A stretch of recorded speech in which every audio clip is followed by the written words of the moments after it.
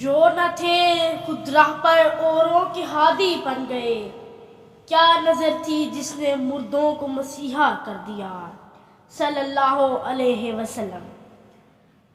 سجاری وقار، آج آپ کو میرے ساتھ مکہ و مدینہ کی ان گلیوں میں جانا ہے جہاں میرے آقا کے قدم پڑے، جہاں رسول کائنات، فخر موجودات محمد عربی، خالق ارض و سما، رب العالیٰ نے نمونہ کامل اور اسوہ حسنہ بنا کر بھیجا۔ ذی وقار، سیرت النبی کا ہر گوشہ تابناک اور ہر پہلو روشن ہے۔ یوم ولادت سے لے کر روز رحلت تک ہر لمحے کو قدرت نے لوگوں سے محظوظ کرا دیا ہے۔ حضور کی زندگی ہمارے لیے کھلی کتاب ہے۔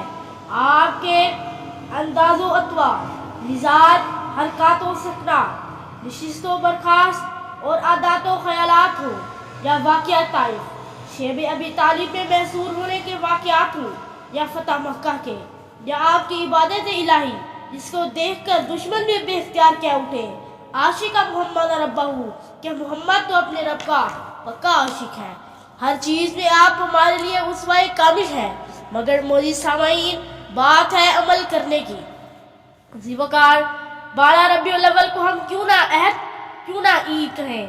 یہی تو وہ دن ہے جس دن بنی نوع انسان کو پتھر کے بتوں سے آزادی نصیب ہوئی اور سب کو معبود برحق کی طرف جانے کا راستہ مل گیا۔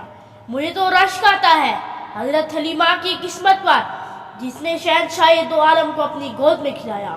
ذرا سوچئے، اگر آقائے نامدار، سرور کائنات، فخر موجودات، خاتم المرسلین صلی اللہ علیہ وسلم تشریف نہ لاتے تو آج ہم کن اندھیروں میں بھٹک رہے ہوتے اور در در کی خاک چھان رہے ہوتے۔